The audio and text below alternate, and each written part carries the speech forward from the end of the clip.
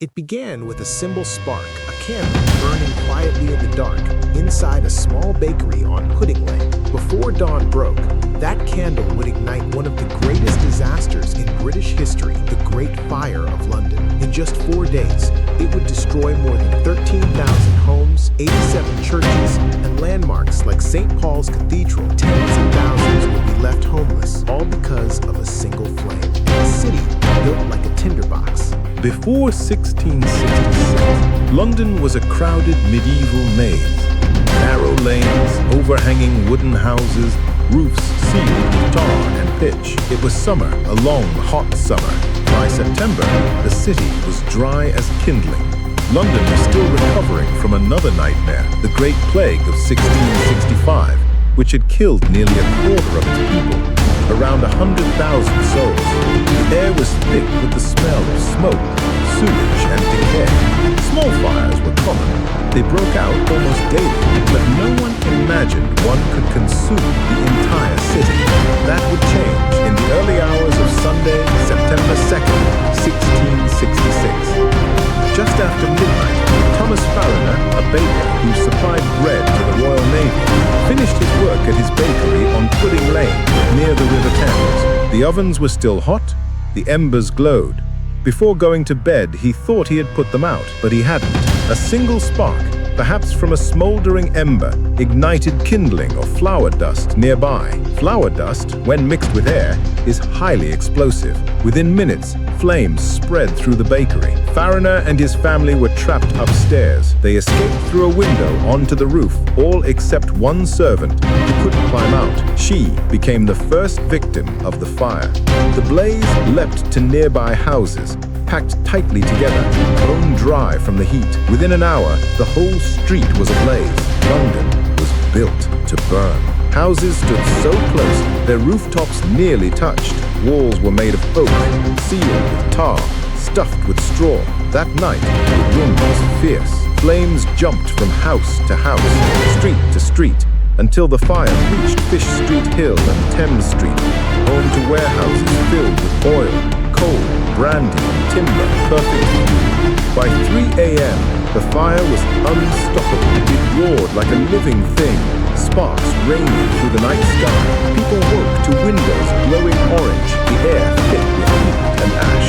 London was burning. When the Lord Mayor of London, Sir Thomas Bloodworth, was called to the scene, he dismissed the danger pitch.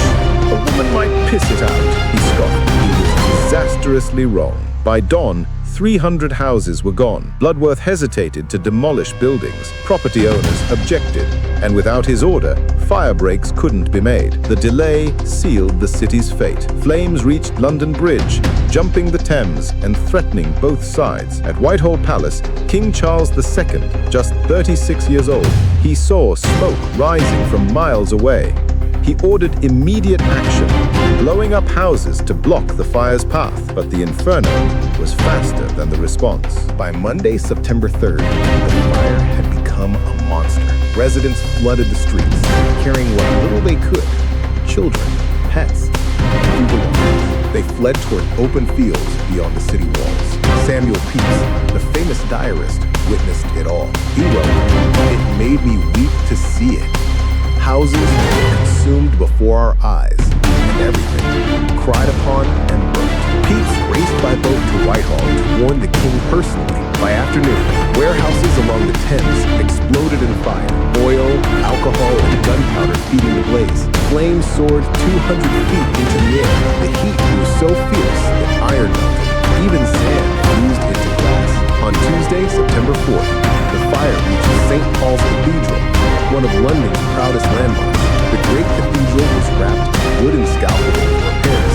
It caught fire first. Then, oak roof beams ignited, turning the church into a furnace. John Evelyn, another diarist, wrote, "The stones flew like grenades. Melting lead ran down the streets in streams. Within hours, the cathedral collapsed. Centuries of art, books, and history gone. Even the booksellers' stalls around it became fuel for the flames.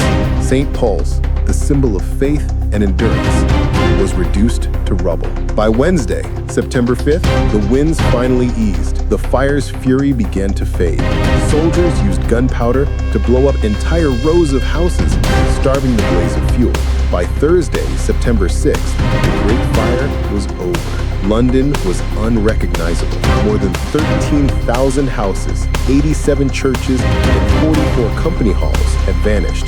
436 acres, a third of the city, lay in ashes. Officially, fewer than 10 people were recorded dead, but the real toll was far higher. The poor, the nameless, the uncounted. Almost 70,000 people were left homeless. In the ruins, anger replaced fear. Rumors spread that foreigners or Catholics had set the fire, a reflection of deep anti-Catholic tension. A French watchmaker, Robert Huber, falsely confessed to starting the fire. He was executed, even though he hadn't even arrived in London until 2 days after it began. Later investigations proved the truth. The fire began accidentally in Thomas Farner's bakery on Pudding Lane. From the ashes, London began to rise again. King Charles II appointed Sir Christopher Wren, a visionary architect, to redesign the city. He dreamed of wide boulevards, open squares, and stone buildings, a safer, modern London. But cost and politics intervened. Most of the city was rebuilt along its old medieval plan. Still, Wren's greatest masterpiece rose from the ruins. The new St. Paul's Cathedral, completed in 1710. New laws required brick and stone construction, wider streets, and fire breaks between buildings. London had learned, painfully, how to protect itself. In a strange twist, the Great Fire also saved London from something even deadlier.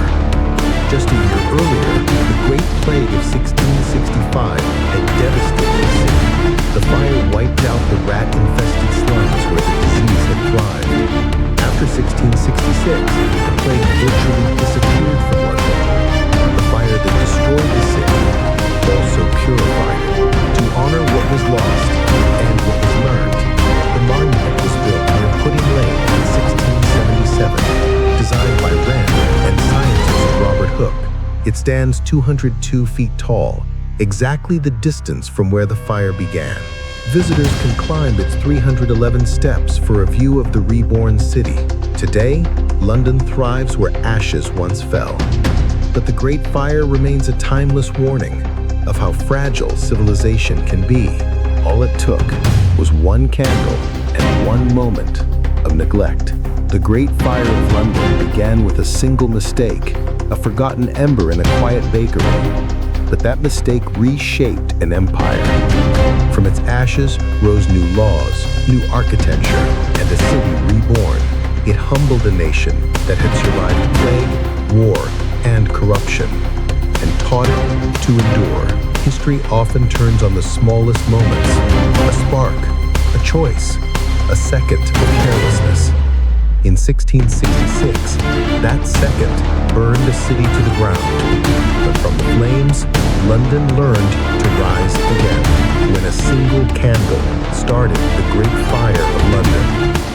1666, the spark that forged a new city.